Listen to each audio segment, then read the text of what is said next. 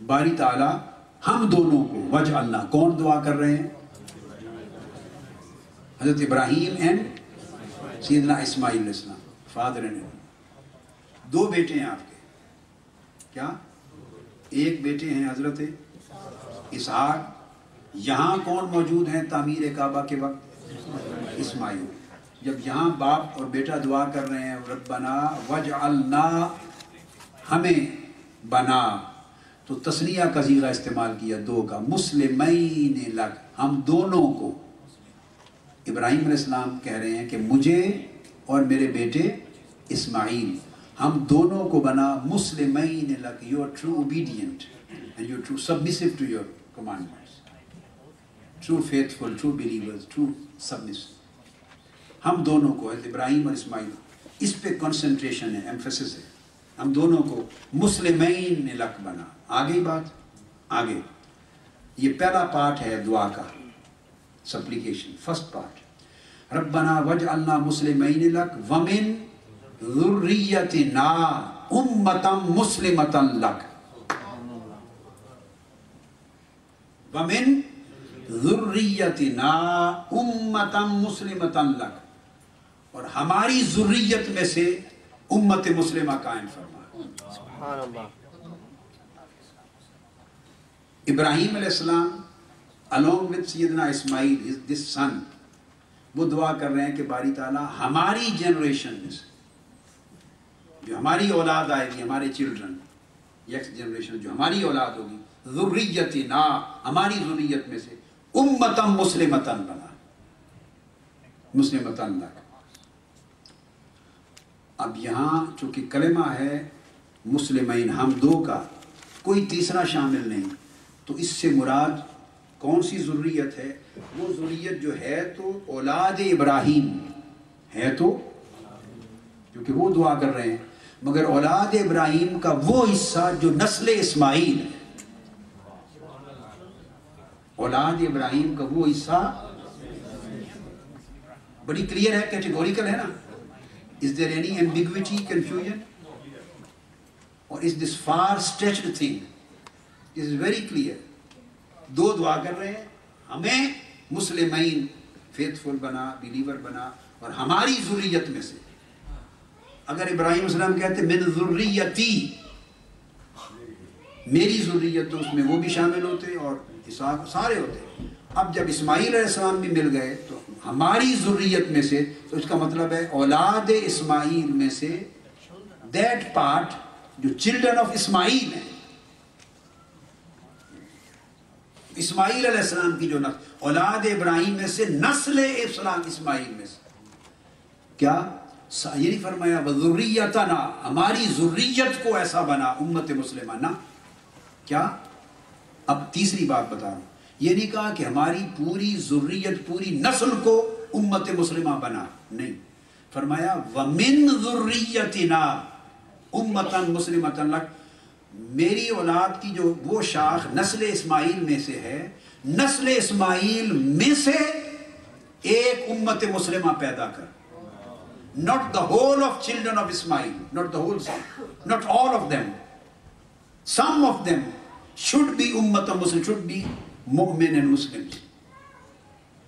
اولاد اسماعیل میں سے کچھ مومن اور مسلمان امت مسلمہ بنا۔ اب اولاد اسماعیل جو مکہ معظمہ میں آباد تھے، عرب مکہ میں، وہ اولاد اسماعیل تھی نا، اور جو کفار مشرکین تھے وہ بھی اولاد اسماعیل میں سے تھے۔ تو اللہ رب العزت کے پیغمبر نے، دو نبیوں نے دعا کی، اللہ نے قبول کی، اور قبولیت کی دلیل یہ ہے اس دعا کو کہ اس دعا کو اللہ نے اپنے لفظوں میں قرآن بنا کر قرآن میں شامل کر لیا۔ یہ دعا قبول ہوئی یا نہیں ہوئی؟ قرآن کا حصہ بن گیا نا۔ تو دعا یہ تھی کہ اسماعیل کی نسل میں سے کچھ امت مسلمہ تسلسل کے ساتھ ایک لائن مسلمانوں کی بنا جو مومن اور مسلم ہوں۔ یہاں تک آ گیا۔ اس سے یہ بات اسٹیبلش ہوئی کہ ابراہیم علیہ السلام کی اولاد کا وہ حصہ جو نسل اسماعیل ہے، اس نسل اسماعیل میں سے بے شمار ہزاروں لاکھوں لوگ ہوں گے، کافر و مشرک بھی ہوں گے، کچھ کوئی بھی ہوں گے، مگر اس کا ایک طبقہ، امت کس کو کہتے ہیں؟ طبقہ، ایک گروپ، ایک گروپ, اس نسل اسماعیل کا ایک گروپ ہمیشہ امت مسلمہ رہے. یہاں تک دعا ہو گئی. آگے اس کی اگلی آیت کیا ہے؟ ربنا وابعث فیہم رسولا منہم. اے اللہ ہمارے رب ان میں اپنا آخری رسول مبعوث فرما.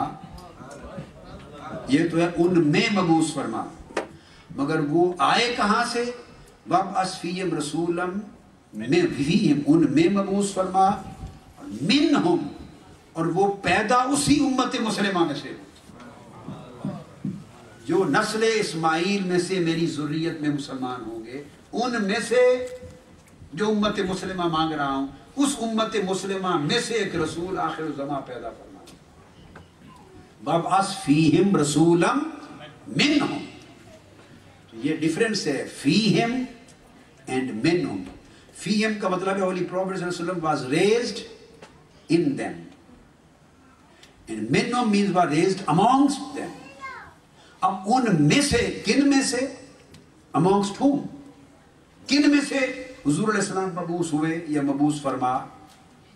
جن کا ذکر آ چکا, ربنا ومن ذریتنا امتا مسلمتا, نسل اسماعیل میں سے جو ایک طبقہ ہمیشہ مسلمان رہے گا, اس طبقے اور نسل میں سے حضور کو مبعوث کر. سبحان اللہ.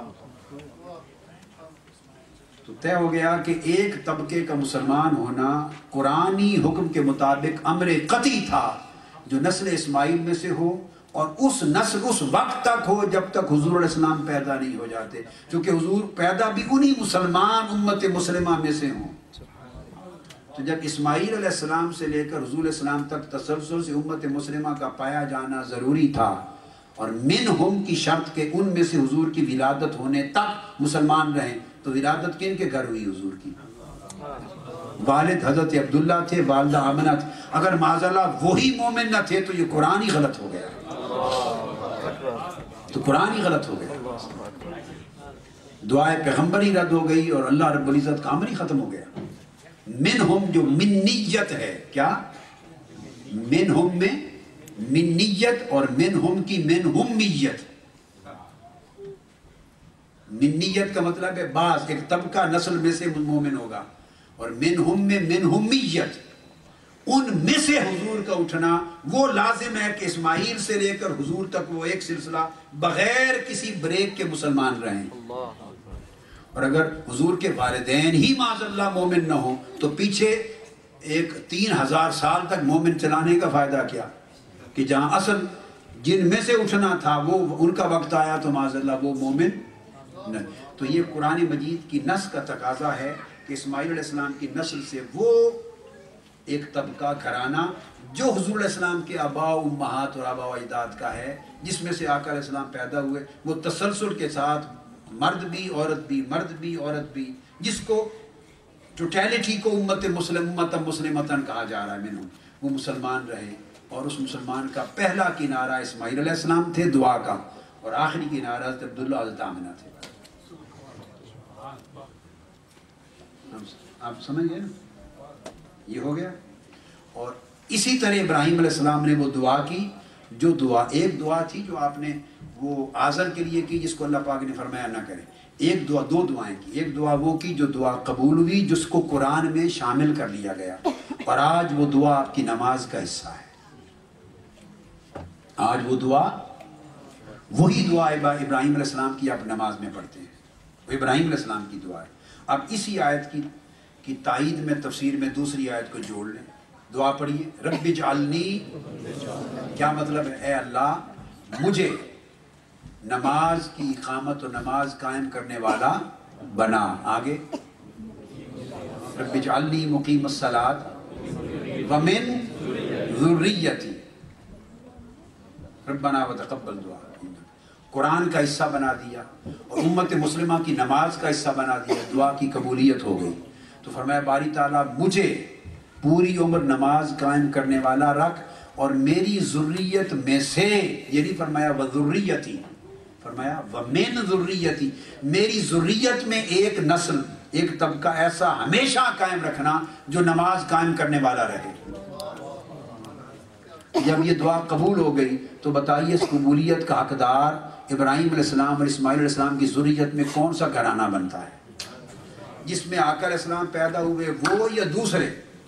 اگر یہ تو قرآن کی طرف سے لازم ہی ہو گیا کہ ایک ذریت کے ایک حصے کو ہمیشہ مومن رہنا ہی تھا، رہنا ہی تھا، رہنا ہی تھا، ہو ہی نہیں سکتا کہ ایک طبقہ مومن نہ رہے۔ جب یہ بات ایک طے ہو گئی کہ ایک حصے نے مومن نسل میں سے رہنا تھا، تو جب یہ طے ہو گیا اب ذرا چوز کیجئے تو وہ مومن جب اللہ نے انتخاب کیا تو کون سا، جب ایک کو رکھنا ہی ہے مومن دعا قبول کر لی تو کس کو رکھا جائے؟